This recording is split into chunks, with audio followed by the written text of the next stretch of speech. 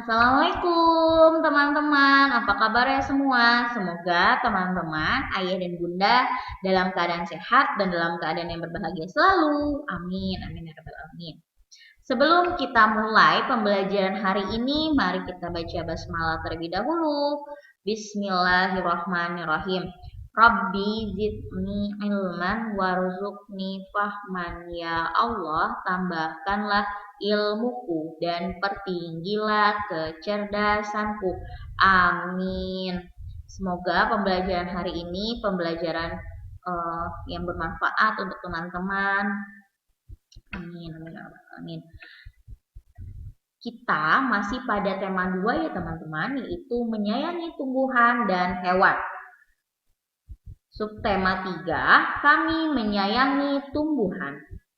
Dan pada hari ini kita sudah memasuki pembelajaran 4 sampai 5 ya. Pada pembelajaran sebelumnya, teman-teman sudah mengetahui cara menghitung lompatan menggunakan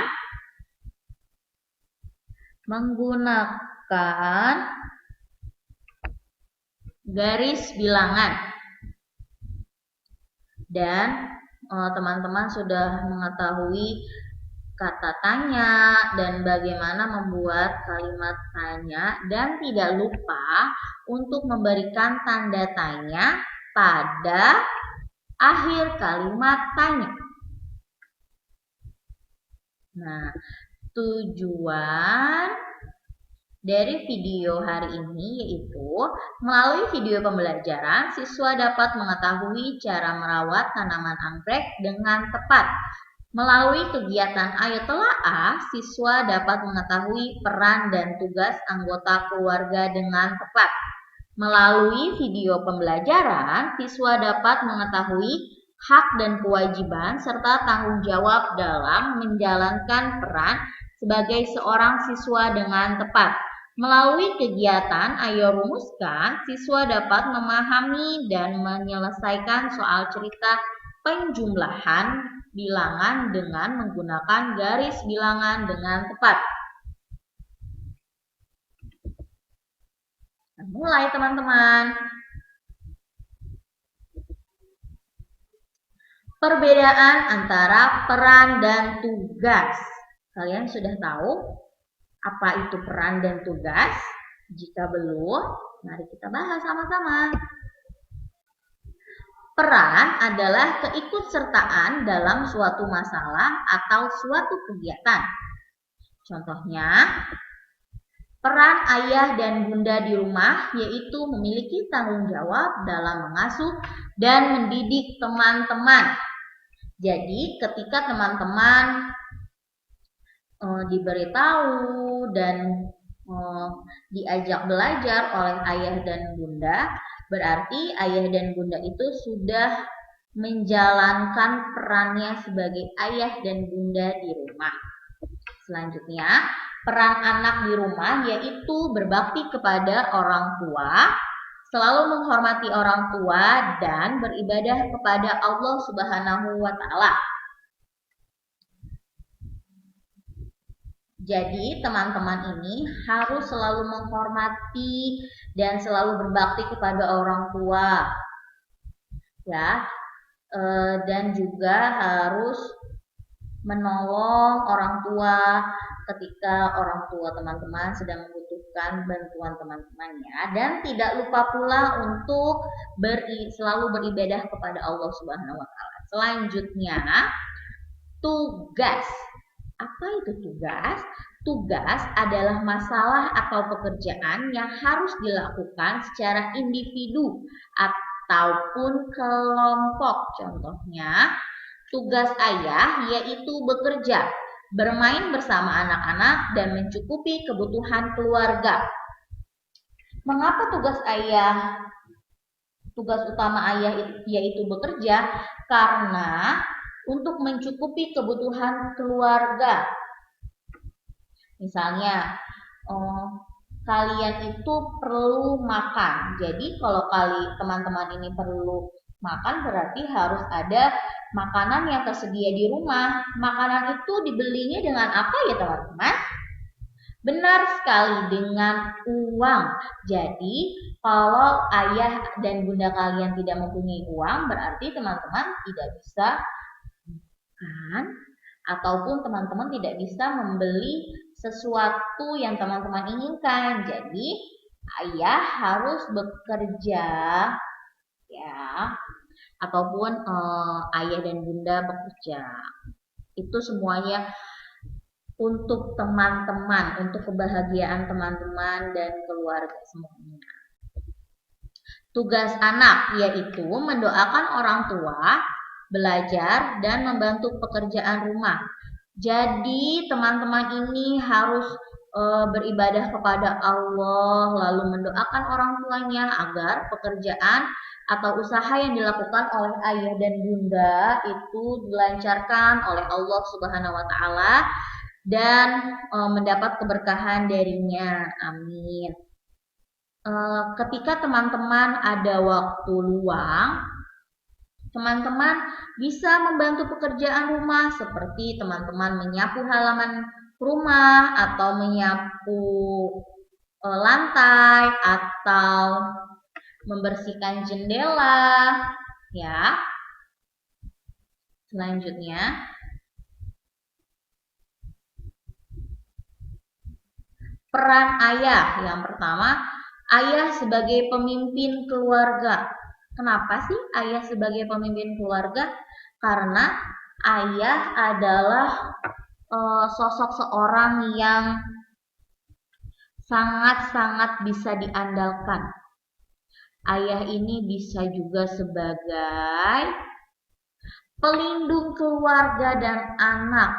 Karena ayah tidak mau anaknya ini terluka, tidak mau anaknya sakit. Jadi ayah selalu melindungi keluarga dan anak-anaknya.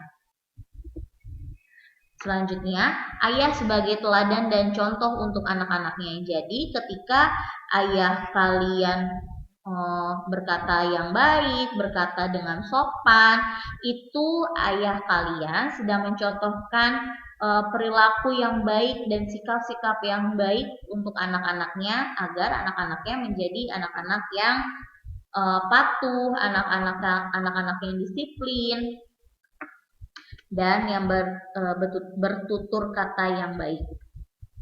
Ayah sebagai pemberi contoh dalam menyelesaikan masalah. Mengapa seperti itu? Karena setiap ayah itu menyelesaikan masalahnya bukan dengan amarah, tetapi dengan kepala yang dingin. Apa itu kepala yang dingin? Kepala yang dingin itu maksudnya tidak pakai marah-marah, tidak pakai banting-banting kursi, tidak pakai banting-banting meja. Itu ayah akan menyelesaikan masalah yang di luar ataupun yang di luar rumah ataupun dalam rumah dengan keadaan yang tenang, dengan keadaan yang tidak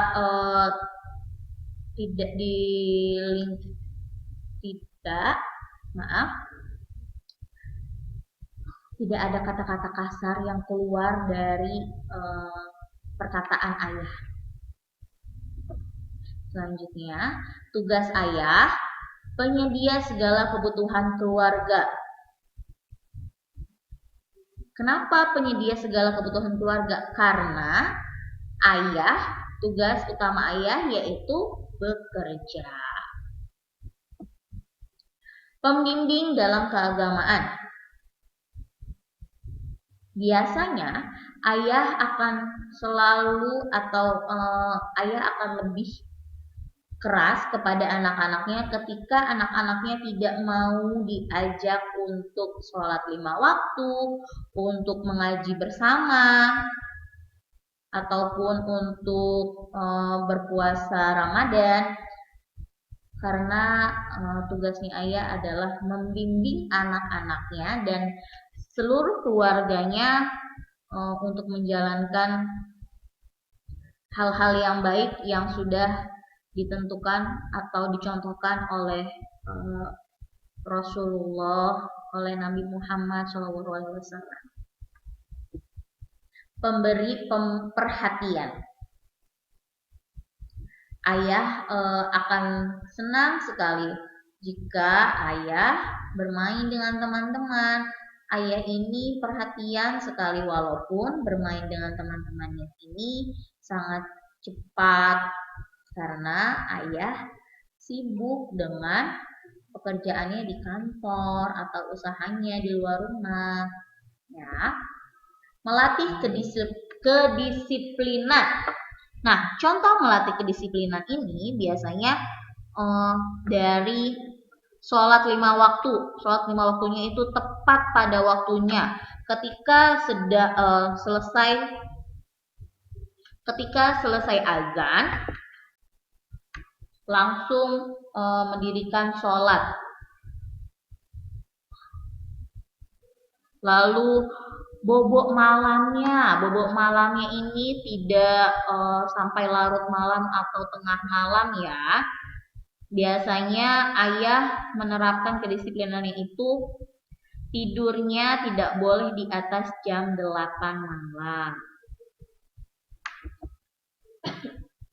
Nah, ayah juga bisa menjadi teman curhat loh untuk teman-teman. Jadi teman-teman tidak usah sungkan atau tidak usah malu jika teman-teman ingin curhat dengan ayah.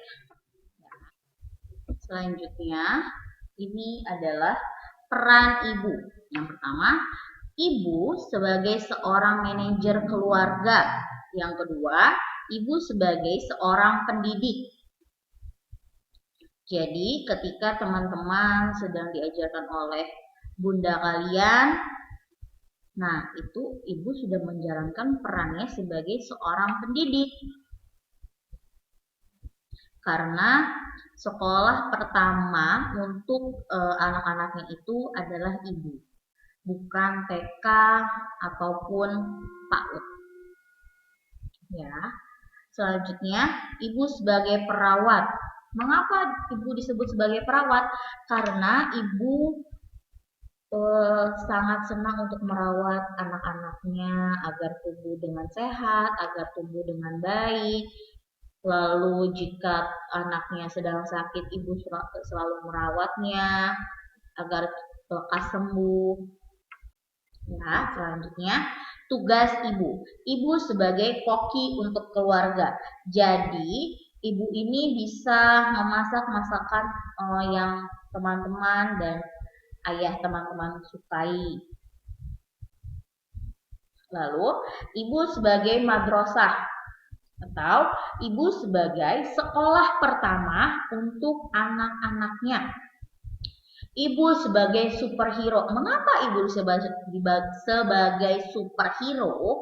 Karena ibu ini bisa menjadi apapun. Bisa menjadi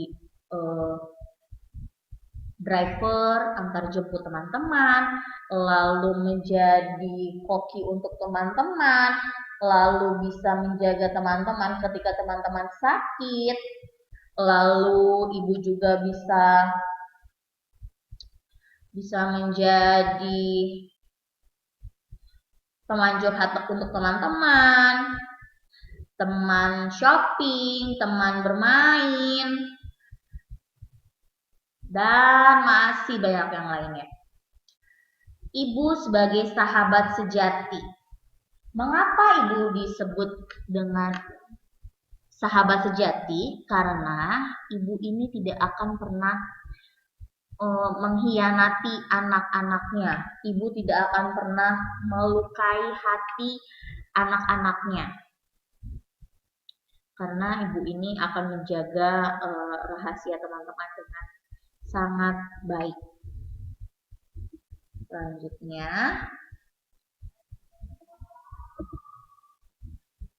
nah, peran anak. Peran anak yang pertama itu adalah mendoakan kedua orang tuanya. Mendoakannya ketika teman-teman sedang beribadah kepada Allah Subhanahu wa taala di di dalam di setelah teman-teman sholat 5 waktu ataupun teman-teman setelah sholat duha seperti itu. Lalu yang kedua, berbakti kepada orang tua. Yang ketiga, selalu menghormati orang tua. Menghormati orang tua itu berkata dengan sopan, lalu tidak menaikkan nada ketika sedang berbicara dengan orang tua. Selanjutnya, tugas anak. Yang pertama adalah belajar. Yang kedua adalah beribadah kepada Allah. Yang ketiga, membantu ayah atau ibu. Belajar. Tugas anak itu adalah belajar yang utama. Mengapa belajar? Karena dengan belajar teman-teman bisa menjadi cerdas, teman-teman bisa menggapai cita-cita teman-teman, lalu beribadah kepada Allah. Setelah teman-teman sudah berusaha dengan belajar, dengan giat, dengan tekun, teman-teman berserah kepada Allah dengan sholatnya rajin, lalu membaca Al-Quran, lalu mendoakan kedua orang tua teman-teman agar usahanya dan pekerjaannya selalu lancar, lalu membantu ayah dan bunda. Ketika teman-teman sedang ada waktu luang, teman-teman bisa membantu ayah dan bunda teman-teman seperti membantu ayah untuk mencuci mobil atau membantu ayah untuk mencuci motornya. Atau bisa juga membantu ibu untuk membersihkan halaman rumah atau mengelap kaca jendela dan lain-lain sebagainya.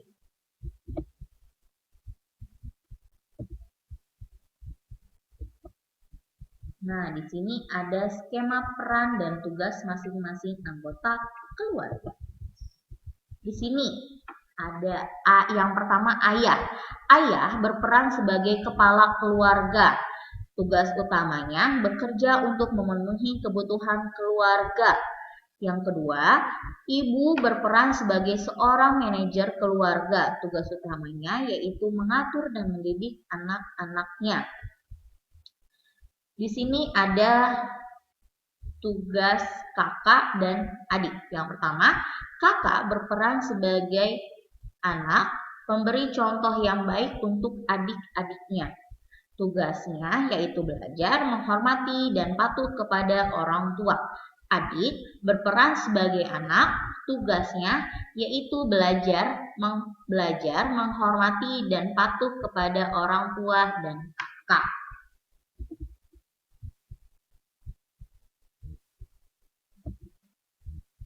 Did you know? Peran dan tugas kita selalu terkait dengan hak dan kewajiban. Apakah teman-teman tahu apa perbedaan dari hak dan kewajiban? Nah, sekarang kita akan memberitahunya. Hak adalah segala sesuatu yang kita terima.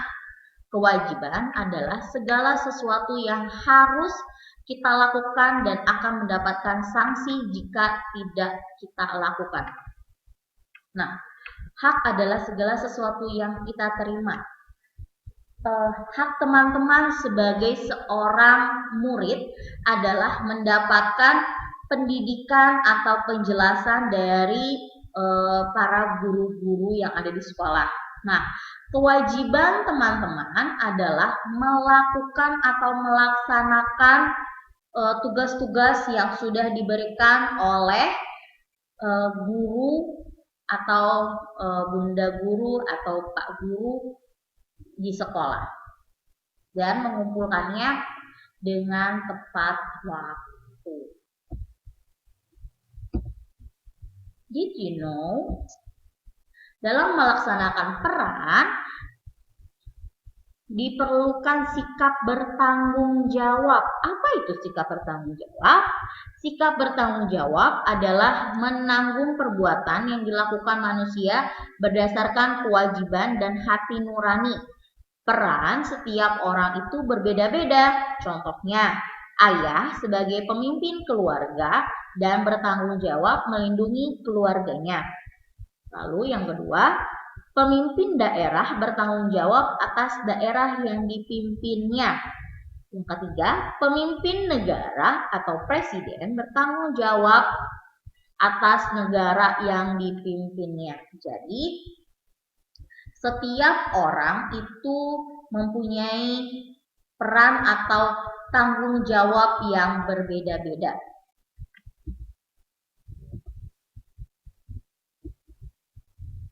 Nah, di sini ada gambar kakek dan nenek Sofia sedang memanen sayuran yang mereka tanam. Nah, peran dan tugas atau dan tanggung jawab dari nenek dan kakek Sofia pada tanamannya itu adalah memberi pupuk, memberi air yang cukup, lalu memberikan kasih sayang kepada tumbuhan yang mereka tanam. Dan di kebun, nenek Sofia pun menanam sebuah bunga. Nah, ini dia bunganya teman-teman. Ada yang tahu nama bunga ini apa? Nah, jika belum ada yang tahu, akan memberitahu ya. Nah, ini adalah tanaman atau bunga hias dan bernama bunga anggrek. Ya.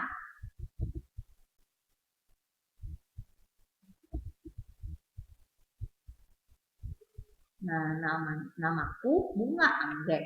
Aku banyak tumbuh di Indonesia yang beriklim tropis. Aku bisa tumbuh dengan cara menempel pada batang atau tumbuhan lainnya. Tetapi aku tidak merugikan bagi tanaman yang aku tumpangi. Aku memiliki warna dan bentuk yang beraneka ragam. Bungaku ada yang berwarna kuning, ada yang berwarna ungu, ada yang berwarna merah, berwarna putih, dan hitam. Baik teman-teman, tadi teman-teman sudah belajar mengenai macam-macam tanaman anggrek atau cara merawat tanaman anggrek. Biasanya tanaman anggrek itu ada beberapa jenis yang ikut tumbuh di tanaman lainnya. Contohnya di sini ada tanaman anggrek yang menumpang hidup di pohon mangga. Nah, di pohon mangga ini kita lihat teman-teman di bawahnya ada gulma. Apa itu gulma? Gulma adalah tanaman atau rumput yang tumbuh di sekitar tanaman atau pohon. Nah, untuk sekarang kita akan menghitung ada berapa panjang dari gulma yang ada di tanaman pohon mangga. Di sini teman-teman bisa diperhatikan, tinggi pohon mangga adalah 2 meter. Panjang rata-rata rumput gulma yang tumbuh di bawah pohon mangga adalah 5 cm. Sedangkan panjang rumput gulma yang berada di bawah pohon jeruk adalah 6 cm. Berapakah rata-rata total panjang rumput gulma tersebut? Nah, berikut ini adalah contoh garis bilangan yang Bunda buat ya teman-teman. Di sini dimulai dari angka 0 sampai angka 11. Nah, kita coba untuk menuliskan caranya ya Kak di sini. Di sini pertanyaannya adalah berapakah rata-rata total panjang rumput gulma tersebut? Berapa ya? Nah, rumput gulma di bawah pohon mangga adalah 5 cm. Berarti kita tulis ini ya, 5 ditambah rumput gulma yang berada di bawah pohon jeruk adalah 6 cm. Berarti kita tuliskan di sini 6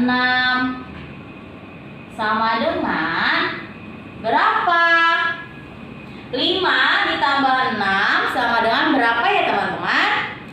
Kita coba untuk memakai garis bilangan ya.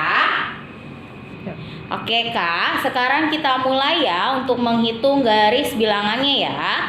Kita menghitung atau melompatnya dari angka 0. 5 lompatan dari angka 0 ya Kak. Kita mulai ya. Yang pertama dari 0 ke angka 1. Nah, sekarang dari angka 1 ke angka 2 dilompat lagi. Nah, sekarang melompat lagi dari angka 2 ke angka 3. Nah, satu lompatan lagi dari angka 3 ke angka 4. Lompatan yang terakhir dari angka 4 ke angka 5. Nah, ini dari angka 0 ke angka 1 itu dihitungnya satu lompatan. Dari angka 1 ke angka 2 itu berarti 2 lompatan. Dari angka 2 ke angka 3 lompatan. Dari angka 3 ke angka 4 itu 4 lompatan. Dan dari angka 4 sampai angka 5 itu 5 lompatan. Sekarang kita lanjut lagi ya teman-teman untuk mengukur panjang rumput gulma yang berada di bawah pohon jeruk, yaitu 6 cm. Kita mulai dari angka 5 ya teman-teman. Dari angka 5 sampai angka 6 itu satu lompatan. Dari angka 6 sampai angka 7 satu lompatan. Dari angka 7 sampai angka 8 satu lompatan. Dari angka 8 sampai angka 9 satu lompatan. Dari angka 9 ke angka 10 satu lompatan. Dan yang terakhir dari angka 10 sampai angka 11 satu lompatan. Nah, ini adalah lompatan dari angka 5 ke angka 6 satu lompatan. Dari angka 6 ke angka 7 satu lompatan menjadi 2. 7 ke 8 berarti 3. 8 ke 9 4 lompatan. 9 ke 10 5 lompatan. Dan yang terakhir 10 ke 11 itu 6 lompatan. Jadi jumlah dari 5 cm ditambah 6 cm itu ada 11 lompatan ya teman-teman jika dihitungnya menggunakan garis bilangan. Nah, kita sudah tahu ya teman-teman hasil dari 5 ditambah 6. Oke, nah kita akan menjawab pertanyaan dari Bunda Nurjaya. Nah, tadi pertanyaannya adalah berapakah rata-rata total panjang rumput gulma tersebut? Nah, yang pertama di sini adalah gulma pohon mangga adalah 5 cm ditambah panjang gulma pohon jeruk 6 cm sama dengan 11 cm. Ya, teman-teman. Terima kasih teman-teman untuk pembelajaran hari ini. Terima kasih juga sudah menonton video untuk hari ini. Tetap semangat dan jangan lupa untuk tetap menjaga kesehatan selama di rumah. Assalamualaikum warahmatullahi wabarakatuh. Bye-bye.